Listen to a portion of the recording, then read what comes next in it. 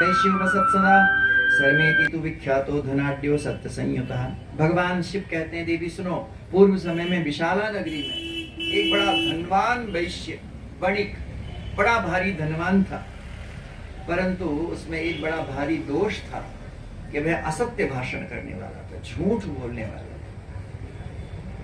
उसका नाम सरम था।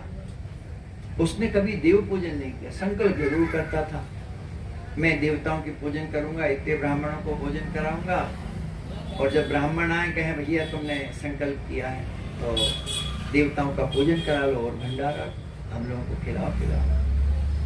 तो कहा कि हमने कह दिया था लेकिन हम करने वाले नहीं, झूठा ही संकल्प करेंगे, हम तो कहने वाले हैं, करने वाले नहीं। तो ढपोल संघ होते हैं ऐसे लोग। हमारे वर्तमान में ढपोल संघ का दृष्टांत आता है। एक ढपोल संघ किसी को मिल गया, उसकी पूजन करो, पूजन करके जब वो प्रसन्न हो जाए तो उससे मांगो, तो तुम कहोगे कि हमको 1000 रुपया दे दो, तो वो कहेगा कि 2000 ले लो। कहा 2000 ही दे दो, कहा 4000 ले लो, तो कहा भैया 4000 ही दे दो, कहा 8000 ले लो। बोले बोलते रहोगे कि दोगे ही? ढपोल संघ ने कहा हम तो बोल व्यवहार हैं, दे व्यवहार हैं, केवल बोलने ही बोलने वाले। तो ढपोल संघ जैसे भी होते हैं जो झूठा भी संकल्प कर देते हैं, ना ब्राह्मणों की पूजन करते, ना देवताओं की पूजन करते। ये सरम नामक वैश्य भी ऐसा ही था। इसने झूठे संकल्प किए, मिथ्या भाषण किए, न कभी देवों का पूजन किया, न कभी ब्राह्मण भोजन कराया, इसलिए सारा धन नष्ट हो गया। गोस्वामी जी ने लिखा है, असत्य से बढ़कर के कोई भी पाप नहीं, इतना बड़ा पाप कोई और नहीं है जितना असत्य। ये ज्ञान सबको है, फिर भी उनसे कहो झूठ क्यों बोलते? बोले बिना झूठ के कैसे काम चलेगा हमारा? ऐसा कुछ भी नहीं है। आज भी सत्यवादी हैं, ये पृथ्वी टिकी कैसी है? हाँ, व्यापार में ये लिखा है कि सत्ता नतंच वाणिज्यम, व्यापार में थोड़ा झूठ, लेकिन अब थोड़ा माने कि हिसाब का ही हो। 10 रुपया की वस्तु है, तुम 1000 में बेचोगे तो वो तो कैसे होगा? तो सत्यानतम ठीक है, लेकिन वो हिसाब का, आप थोड़ा सा लाभ मिल जाए आपको ताकि आपकी जीविका चलती है। तो सत्य भाषण की बड़ी भारी महिमा है, नहीं असत्य संपादक बन जाए। तो सत्य भाषण की बड़ी महिमा है, झूठ से बढ़ के कोई पाप नहीं है। इसलिए उस वैश्य का सारा धन नष्ट हो। एक बार वह हिमालय पहुंचा, दरिद्र हो गया था, भिक्षा मांग के काम करता था, चलाता था। एक बार वह हिमालय पर्वत पहुंचा जहां भगवान नरनारायण साक्षात विराजमान है। बद्रीनाथ धाम में पहुंच गया। भगवान ने ब्राह्मण रूप में उस वैश्य को दर्शन दिए और पूछा तुम दुखी क्यों हो? कहा महाराज मेरा नाम सरम है, मैं जाति का वैश्य हूँ, बनिया हूँ, पता नहीं किस अपराध से मेरा पाप नष्ट हो, मेरा धन नष्ट हो गया, मैं बड़ा भारी दुखी हूँ। भगवान बोले ब्राह्मण के रूप में तो साक्षात बद्रीनाथ भगवान थे। श्री बद्रीनाथ प्रभु बोले कार्पण्यादि लोभेन सत्यहीनेन सर्वथा, तुम्हारा जो धन नष्ट हुआ है वो इसलिए हुआ है कि तुम सत्य से सर्वथा रहित हो, बड़े भारी लोभी हो तुम। प्रणश्यति धनम सौख्यम, इसलिए तुम्हारा धन नष्ट हो गया। वैश्य ने कहा भगवान आप ठीक कह रहे, मैंने कभी सत्य भाषण नहीं किया, मैंने जीवन में झूठ ही झूठ बोला, परंतु अब जिस प्रकार से मैं पूर्व जैसा सुखी हो जाऊं, धनवान हो जाऊं, ऐसी कृपा करो। भगवान ने कहा उसके लिए तो तुमको रामार्चन करनी पड़ेगी। रामार्चाम कुरु यत्नेन। वैश्य ने कहा भगवान मैं तो रामार्चन की विधि भी नहीं जानता, और फिर करूंगा भी कैसे, धन के अभाव में। कहा चाहे भिक्षा मांग के करो, चाहे जैसे 1-1 रुपया जोड़ के करो, भिक्षा मांग के रामार्चन करना है। भगवान ने विधान बता दिया। उस वैश्य ने बड़े कष्ट से थोड़ा धन एकत्रित करके श्री रामार्चन करी, और रामार्चन के प्रताप से उसके सारे पाप नष्ट हो गए, और उसको श्री हनुमान जी की कृपा से धन की प्राप्ति हो गई। तात्पर्य कहने का, भगवान शिव कहते हैं देवी इस प्रकार से जो रामार्चन करते हैं उनकी महिमा को नहीं कहा जा सकता।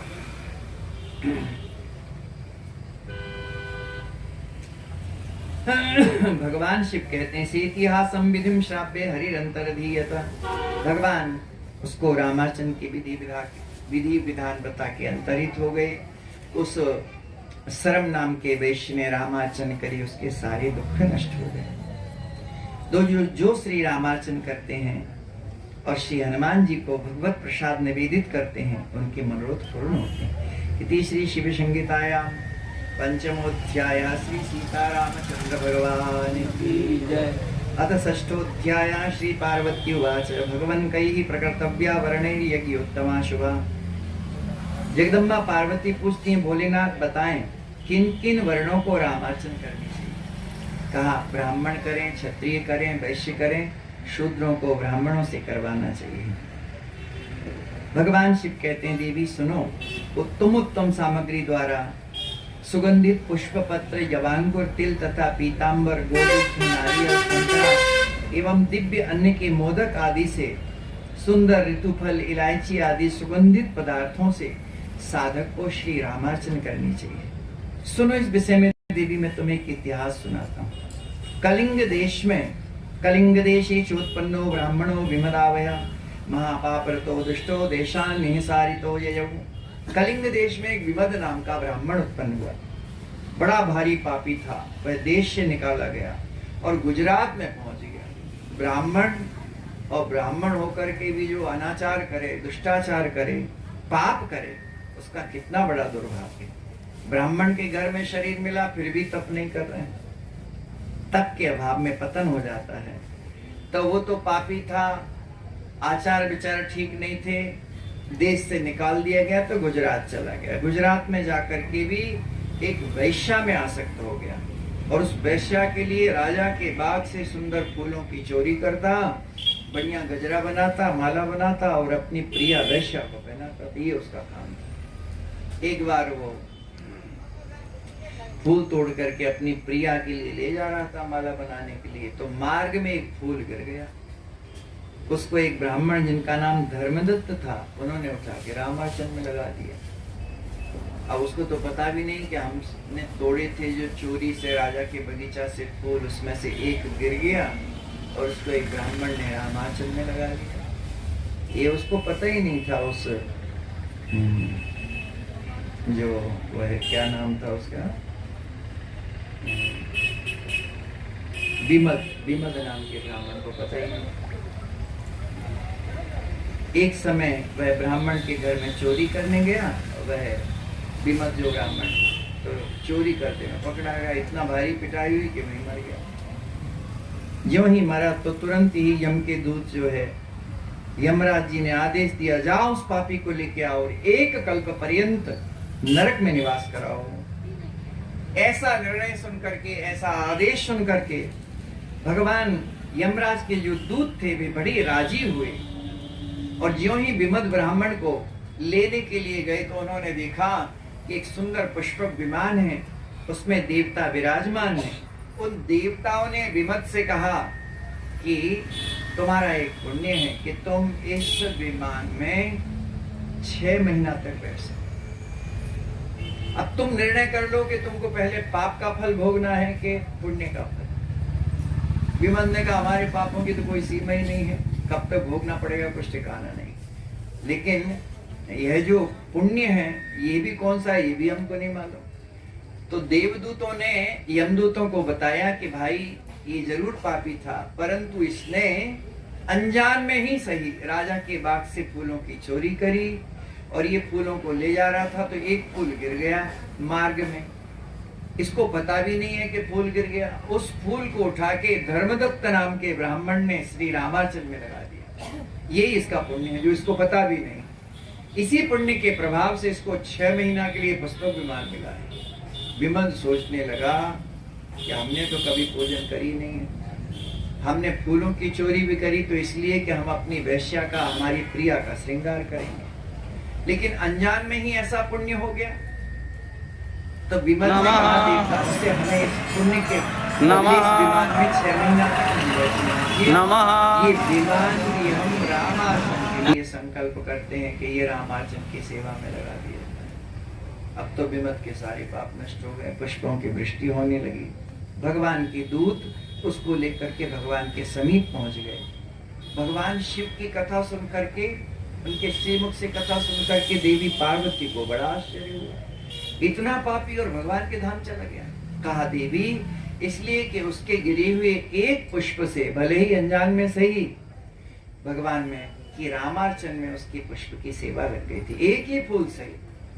हम लोग तो इतने भाग्यशाली हैं पूज्य महाराज श्री की कृपा से, ये हमारे सभी यजमान, हम सभी जितने यहाँ बैठे हैं, एक फूल कौन का है, हम सब ने तो 1000 फूलों से भगवान के श्री चरणों में, श्री तुलसी जी से, तुलसी मंजरी से, गुलाब के सुगंधित पुष्पों से हमने श्री रामार्चन करी।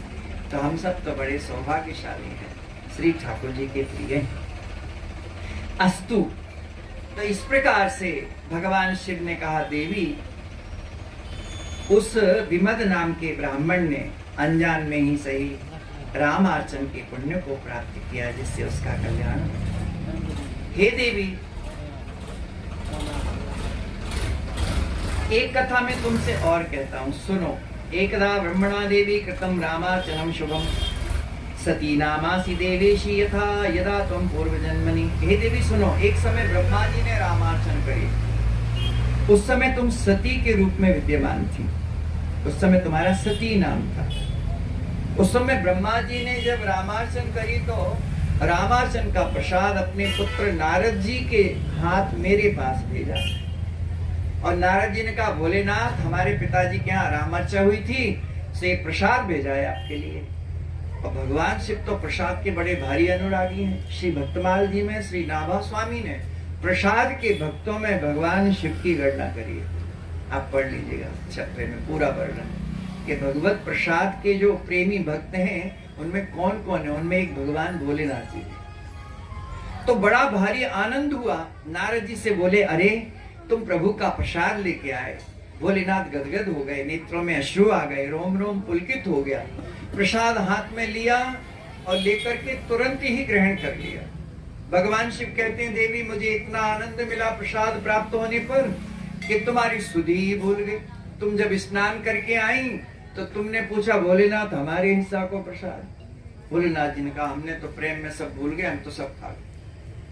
भगवती सती, भगवान शिव कहते हैं देवी उस समय तुमने मुझे शाप तक दे डाला। फिर मैंने भी रामार्चन करी और भरी सभा में कहा कि भैया भगवान का प्रसाद अकेले नहीं खाना चाहिए। अब लड्डू अच्छे बने तो जो थोड़ी है क्योंकि तुम सब ले जाओ और बैठ के सब कछु कछु अच्छी चीज मिलते हैं ना तो लोग भीतर कोठरी में घुस जाते हैं, कंबल ओढ़ के खाते हैं, कहते हैं ऐसे कभी काम तो भीतर। भगवत प्रसाद का कभी भी आस्वादन शास्त्र की आज्ञा है, एका स्वादु न भुंजीत, स्वादिष्ट वस्तु अकेले नहीं खाना चाहिए। बांट खाए बरकत, आप खाए हरकत। इसलिए वस्तु को, अच्छी वस्तु को, हमारे संतों को कोई अच्छी चीज लाकर देता है तो भले ही एक कलाकंद होगा उसमें 50 लोगों को दे देंगे फिर भी बचा रहेगा। संतों का, सज्जनों का ऐसा स्वभाव होता है कि वे थोड़ी वस्तु भी बांट करके, सबको बांट करके लेते हैं। तो प्रसाद अकेले नहीं खाना चाहिए। मैंने भी भरी सभा में रामार्चा में सभी भक्तों से कहा कि जो भी रामार्चन का प्रसाद है सबको बांट करके ग्रहण करना चाहिए। हे देवी, इस प्रकार श्री रामार्चन की बड़ी भारी महिमा है। कोई भी रामार्चन के प्रसाद को, रामार्चन के प्रभाव की महिमा को वर्णन नहीं कर सकता।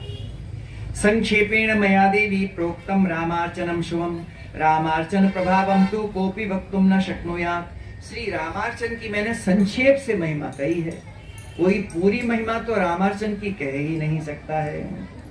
हे देवी, जो श्री रामार्चन की कथा का श्रवण करते हैं अथवा जो श्री रामार्चन की कथा को सुनते हैं या कहते हैं, हे देवी वे दोनों ही बड़भागी हैं। उनके दर्शन मात्र से, जो रामार्चन में तत्पर है उनके दर्शन मात्र से जीव का, मानव का कल्याण हो जाता है। हे देवी, मैंने इस प्रकार से इस कल्याणकारी श्री रामार्चन के महात्मा को तुमको श्रवण कराया है। पापी लोगों की रामार्चन में प्रीति नहीं होती है। जो बड़भागी हैं, जिनका भगवान में अनुराग है, उनका रामार्चन में अनुराग होता है। यही लोके सुखम भुक्त्वा प्राप्नुयात् राम सन्निधिम।